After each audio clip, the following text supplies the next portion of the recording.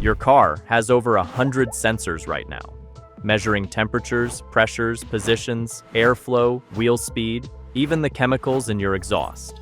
They are the nervous system of your car. Every second, they feed data to your engine's computer so it can manage ignition timing, fuel delivery, transmission shifts, cooling fans, stability control, and in some cars, whether or not to pop the airbag that saves your life.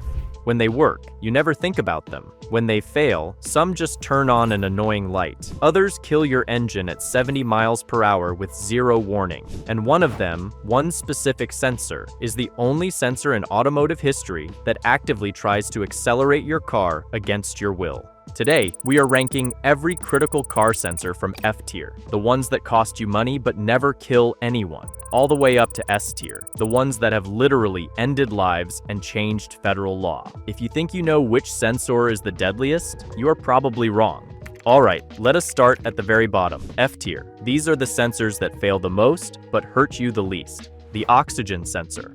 You probably know this one already. It is the reason your check engine light came on that one time, and the time after that, and probably right now. Be honest, when was the last time you actually got that light checked? Yeah, that is what I thought. So, what does it do? It sits in your exhaust pipe. Usually there are two, one before the catalytic converter, one after. The front one measures oxygen in your exhaust and sends a voltage signal to the computer telling it whether the engine is burning too much fuel, called running rich, or not enough, called running lean. The computer adjusts fuel delivery hundreds of times per second based on that feedback. When the O2 sensor dies, the computer loses real-time feedback on the fuel mix. It falls back to a default program, or worse, reads bad data and pushes the engine too rich or too lean. If it runs rich, unburned fuel floods the catalytic converter. It overheats, it clogs. Replacing one costs $1,500 or more. I have seen people spend more on a new converter than they paid for the car. What you will notice is gas mileage slowly getting worse. Rough idle, hesitation, and of course, that check engine light. But here is the part most people miss. O2 sensor codes are legendary for lying to you. Honda Civic owners replaced O2 sensors over and over, solving nothing, only to discover a head gasket leak was poisoning the sensor every time. BMW Z3 owners chasing O2 codes found cracked intake hoses were the real problem. A Lexus ES300 with O2 codes after exhaust work had fuel and ignition issues, not the sensor. A Jeep Grand Cherokee with violent shaking and O2 codes traced back to missing fuses and vacuum leaks. The lesson? Replacing sensors without diagnosing the real problem almost always fails. And no, cleaning them does not work either. The delicate insides cannot be restored once they are contaminated. But actually, you know what? Just swap the sensor every time. Sure, if you enjoy spending $300 every 6 months, please do not do that. If you want to figure out what is actually wrong, watch the live data. A healthy upstream O2 sensor shows rapid voltage bouncing. A failing one looks sluggish or stuck. Watch your fuel trims. Big positive numbers point to vacuum leaks or fuel delivery problems. Big negative numbers mean something is pushing the engine rich. If the sensor is covered in oil, coolant, or soot, that contamination is the problem. Mechanics suggest replacing them around 60,000 miles. So why is this F tier? No mechanic has ever seen an engine die from an O2 sensor failure. It kills converters, it wastes fuel, but it does not cause loss of control or shut off your engine on the highway. But there is one thing about this sensor that is actually dangerous. It is the boy who cried wolf problem. When your check engine light is permanently on because of a cheap O2 sensor you never fixed, you will never know when that same light is trying to warn you about something that could actually kill you. Remember that. It is going to come back later in this video. The oxygen sensor sits at the bottom of this list because it will never kill your engine, but its check engine light might make you ignore the sensor that will. Still in F tier, and every diesel owner just groaned. The EGR system and diesel emissions sensors. The EGR recirculates exhaust gas to lower combustion temperatures. The DPF catches soot. When their sensors fail, the car goes into limp mode. The limp mode actually makes the car safer. which is exactly why EGR belongs at the bottom of this list, with no debate. That wraps up F tier. Now let us move up. D tier. These sensors make your car run noticeably worse, but you are still getting home tonight. Tell me if this is you. Your TPMS light comes on. You think, I will deal with it later. You drive for 3 weeks. Be honest. You have done it. I have done it. We have all done it. TPMS has small sensors inside your wheels with their own tiny batteries measure air pressure and wirelessly warn you when it drops too low. Highway blowouts kill roughly 700 Americans per year, and working TPMS can catch dangerous low pressure before it becomes one. When the sensor dies, you lose the warning. But you do not lose the tire. People drove for 80 years without TPMS and lived just fine. A $2 gauge does the same job. The danger is completely indirect and easily avoided by checking your tires once a month, which is why TPMS sits comfortably in D tier. Next up in D tier, the mass airflow sensor, the MAF. The MAF uses a thin heated wire inside the intake. Air cools the wire, and the sensor measures how much current it takes to keep it hot. More air, more current. That tells the computer how much fuel to spray. It sits between your air filter and the engine, so dust, oil vapor, and junk getting past a worn filter can throw off readings.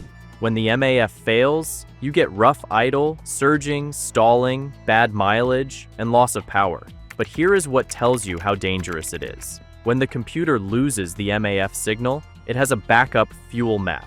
People literally drive with the MAF unplugged as a troubleshooting step. If pulling a sensor out is normal troubleshooting, that tells you everything. It is not deadly. If your MAF is dirty, cleaning it is easy. Pull the sensor out. Use a spray made specifically for MAF sensors. Short bursts. Do not touch the wire element.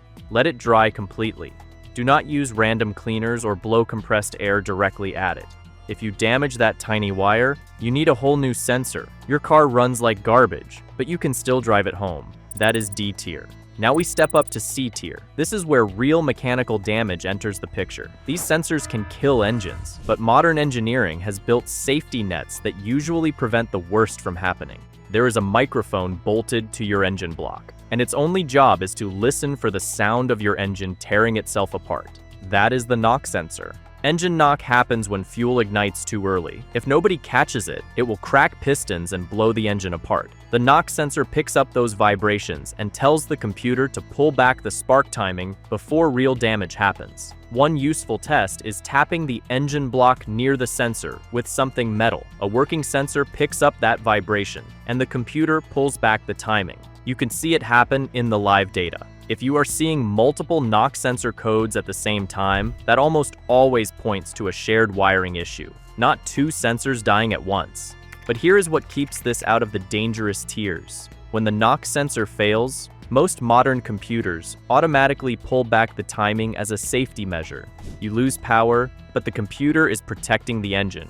You are driving a slower car, but a protected car. The real danger only shows up with older cars, cheap gas, and heavy load all at once. And look, if your car says use premium fuel, use premium fuel. Engine knock from cheap gas is one of the most preventable ways to blow up an engine.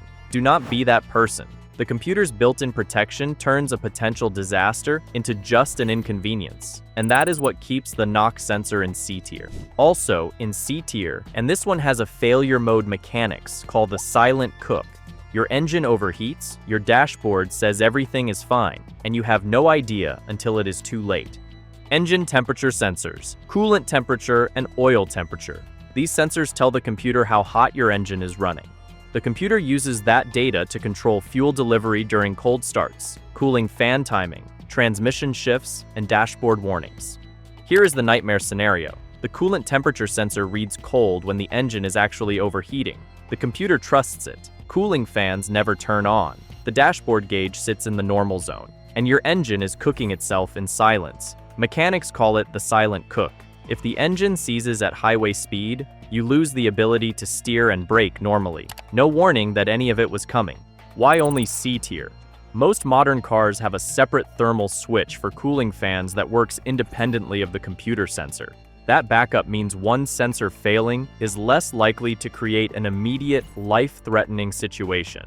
Those backups are the only reason engine temp sensors stay in C tier instead of higher. The last C tier entry, the map sensor and the boost pressure sensor, especially important if you drive a turbocharged car. MAP measures pressure inside the intake manifold so the computer can figure out engine load and fuel calculations. In turbo engines, the boost sensor becomes the main feedback for boost control, and its accuracy decides whether boost stays safe. When the boost sensor gives bad data, the wastegate might not open. Boost keeps climbing past what the engine can handle. That extra pressure can crack pistons, snap connecting rods, and destroy the turbo. Overboost can literally throw a rod through the side of the engine block, and diagnosing it is complicated because these sensors almost never act alone. A bad coolant temperature sensor throws off fuel calculations. A failing O2 sensor confuses the fuel system. Vacuum leaks are the #1 hidden cause of weird readings because air sneaking in through cracked hoses tricks the whole system. Finding them usually takes smoke testing or spraying something around the intake while watching for idle changes. The wastegate has a mechanical spring backup that physically limits boost even if the electronics fail, and only turbocharged vehicles face the overboost danger. For regular engines, MAP failure mostly means the car runs poorly. That mechanical safety net is why this stays in C tier. Alright, everything so far? Annoying, expensive, maybe engine killing, but nobody is dying from these sensors. That is about to change. I need you to hear me on this. From B tier forward, the consequences are not just expensive, they are real. People get hurt, people die. Welcome to B tier. Oil pressure sensor. If your oil pressure light pops on, is the light lying, or is your engine about to seize? This sensor reports oil pressure to the dashboard. It measures pressure, not oil level. It is your early warning for oil pump failure, clogged pickup, worn bearings, or critically low oil. When it fails worst, it reads normal, while actual oil pressure is 0. Engine runs dry. Metal grinds on metal. A VW Tiguan lost a low-mileage engine right after routine service. Severe bearing failure with metal chunks in the oil pan. A Subaru Forester stopped on the highway with no warnings. Low oil and fouled spark plugs. The Boxer engine's high oil consumption with no oil temp gauge hid the problem until it was too late. Most oil pressure sensors are simple switches designed to fail safe. They default to showing a warning rather than hiding one. And before full seizure, you typically hear rod knock, an unmistakable banging that tells you something is terribly wrong. Those engineering defaults and audible warnings are the only reason this stays out of A tier. If your oil pressure light ever does anything weird, pull over. Check the dipstick. If you have a mechanical gauge, hook it up to the sender port and check the real pressure yourself. If the mechanical gauge reads normal, but the electronic reading is off, the problem is the sensor or its wiring. If both read low, you have a real engine emergency. Stop driving immediately. Also in B tier, the sensor everyone thinks should be at the top. The sensor suite that runs your self-driving features, a DAS. And I am about to tell you why it is lower than you expect. A DAS, the cameras, radar, and sensors that run lane keeping, adaptive cruise, automatic emergency braking, and blind spot monitoring. When ADAS sensors fail, when the camera is blocked by mud or the radar gets covered, the system shows a clear warning and hands full control back to you. The car becomes a perfectly normal car. Full steering, full brakes. ABS still works because it uses separate sensors. What about Tesla autopilot crashes? Those deaths were caused by drivers who stopped paying attention. That is a human problem, not a sensor problem. A car with failed ADAS is exactly as safe as a car that never had ADAS. That clear warning and graceful handoff is exactly why ADAS stays in B tier and not higher. Now compare that to what is coming next. When the crankshaft sensor fails, the engine just dies at 70 miles per hour. No warning. A DAS failure gives you a normal car and a warning. The sensors coming next give you a dangerous car and no warning. That is the difference between B tier and A tier. And now we enter A tier. These sensors, when they fail, create situations where people get hurt. The crankshaft position sensor, CKP, and alongside it, the camshaft position sensor. This sensor tells the computer exactly where the crankshaft is and how fast it is spinning. That is the master timing reference for every spark and fuel pulse. The camshaft position sensor works with it to figure out which cylinder is ready. Together, they are the heartbeat monitor of the engine. Without the crank signal, most modern computers flat out refuse to run the engine. The crankshaft position sensor is the #1 cause of random engine shutoffs at highway speed, not fuel pumps, not ignition coils. This sensor, the failure is instant. No sputtering, no warning. 1 second you are doing 70, the next second your engine is dead. The moment the engine dies, power steering stops. The steering wheel gets heavy. Power brakes stop. The brake pedal goes rock hard. You need 3 to 4 times more force to stop. Someone who has never felt this will think the brakes have completely quit. That panic reaction in traffic is where people get hurt. But there is something worse. The intermittent failure pattern. The car starts fine when cool, drives perfectly for 30 minutes. Engine warms up, sensor element expands from heat. Signal drops out, engine dies. Coast to the side, wait 20 minutes, it starts right back up. Drive 10 more minutes, dies again. You take it to a shop. Car is cool, sensor works perfectly. Mechanic cannot reproduce it. Gets blamed on the fuel pump or ignition coil. You go home with the same bad sensor. Ticking time bomb. For weeks, sometimes months. A Subaru owner had a broken crank sensor that got hit by an intercooler bracket bolt. The shop said full engine replacement at a massive price. Closer inspection found 0 internal engine damage. Replacing just the sensor and its plastic housing fixed everything. When the engine dies at highway speed, you become a 3,000-pound unpowered brick in traffic. Heavy steering, diminished brakes, no warning. The intermittent pattern means you can never predict when the next failure hits. That unpredictability is what earns the crankshaft position sensor its place in A tier. The next A-tier sensor is just as dangerous. It silently kills your brake lights, your cruise control disconnect, and a safety system built to prevent the deadliest sensor failure in automotive history. The brake switch. When the brake switch works, it does 4 things at once. It turns on your brake lights. It activates brake override, the system that cuts engine power when you press the brake. It disconnects cruise control when you touch the pedal, and it coordinates with ABS and stability control for emergency braking. When the brake switch fails, all 4 go dark simultaneously. No brake lights means the person behind you has 0 warning you are slowing down. No brake override means if your car ever accelerates on its own, the system designed to let braking beat acceleration is not there. Cruise control will not disconnect. And here is what ties this to the finale. Brake override was made mandatory after a sensor failure killed people. The brake switch is the part that makes that system work. If it dies, that safety net is silently gone.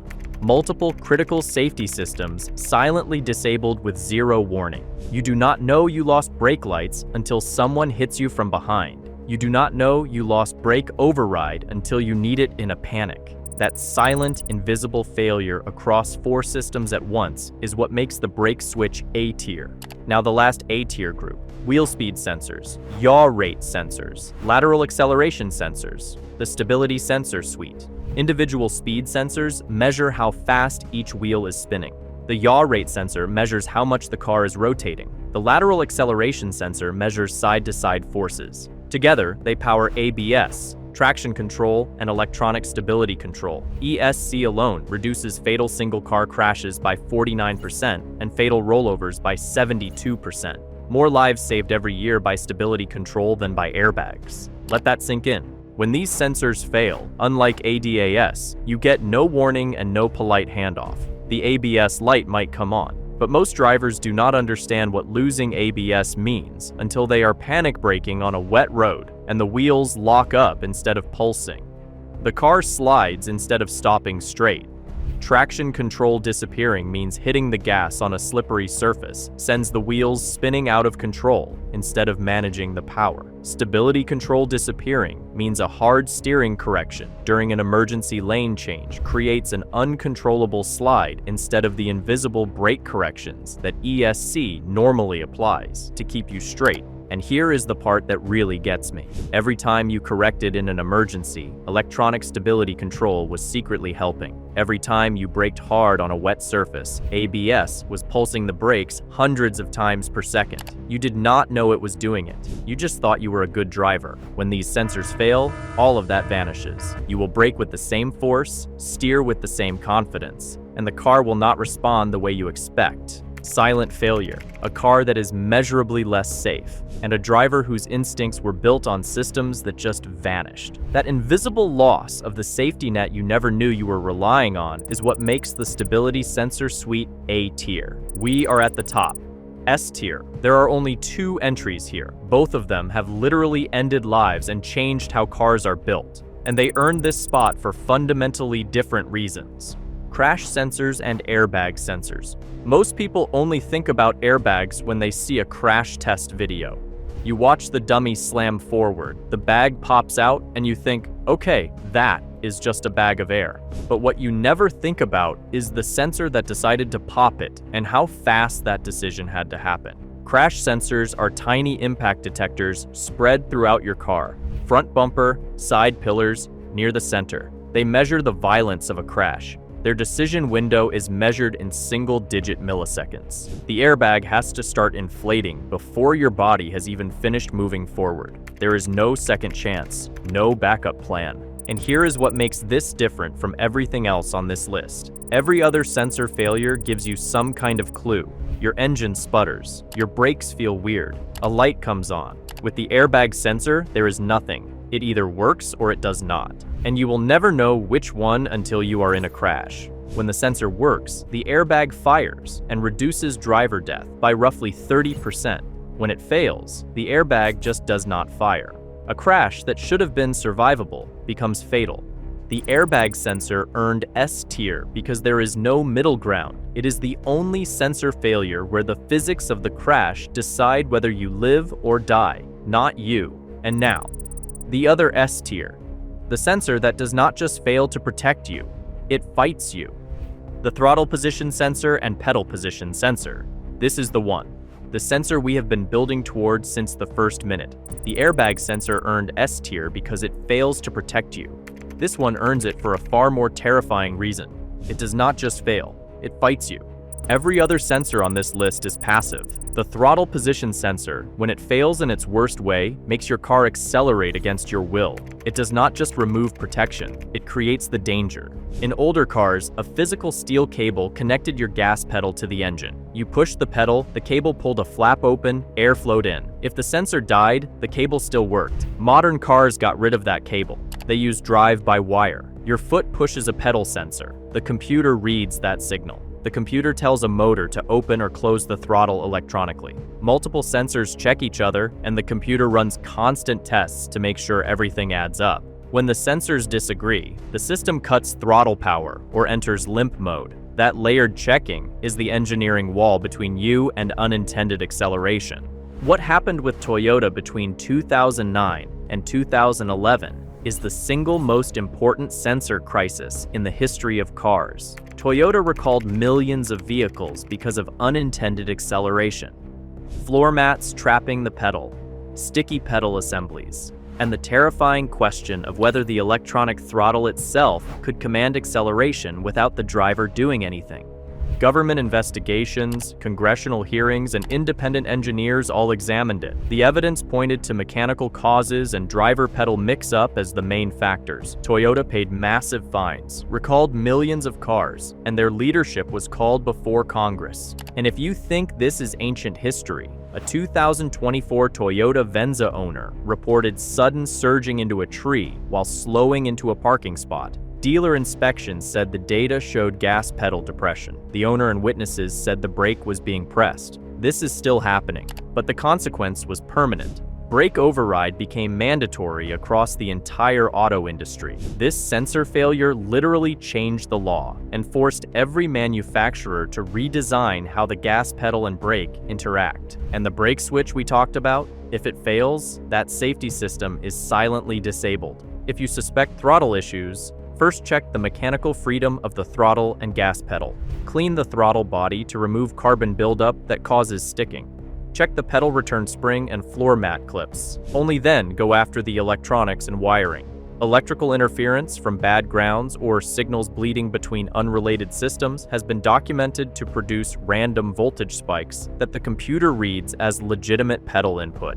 And if you are ever in a situation where your car accelerates on its own, here is what to do. This could save your life. Apply firm, steady braking. Do not stomp and panic. Shift into neutral. That disconnects the engine from the wheels. Steer to the side of the road. Do not turn off the ignition unless nothing else works. Turning off the key kills power steering and brakes, the same loss of control we talked about with the crankshaft sensor. After you stop, have it towed. Do not drive it. You waded through 13 entries to find out what could be worse than a sensor that fails to deploy your airbag. The answer is the sensor that does not wait for a crash. It causes the crash itself. So let us put it all together. F tier, O2, and EGR. They cost you money, never your life. D tier, TPMS and MAF. Annoying, but the computer has backups. C tier, knock, engine temp, MAP, and boost. Engine killers, but modern protections keep them from being deadly. B tier, oil pressure and ADAS. Real consequences, but engineering defaults to warnings. A tier, crankshaft, brake switch, wheel speed and stability. The safety net vanishes silently. S tier, crash sensors that decide if you survive the impact, and throttle sensors that can cause the impact. The deadliest sensor failure in automotive history is not one that stops working. It is the one that keeps working and decides to accelerate your car without your permission. Remember the oxygen sensor we started with? That check engine light you have been ignoring for 6 months? That same light will try to warn you when an A tier or S tier sensor fails. And by then, you have already taught yourself to ignore it. Do not ignore it. Fix things by safety priority. Braking, steering, stability, engine shutoff, airbags. Those come first, always. But knowing which sensors are dangerous is only half the battle. Because right now, there are subtle things you are doing every single time you drive that are slowly destroying the exact systems we just talked about. I ranked those too. That video is right here. Share this with someone who drives and never thinks about what is inside their car. Subscribe, and I will see you in the next one.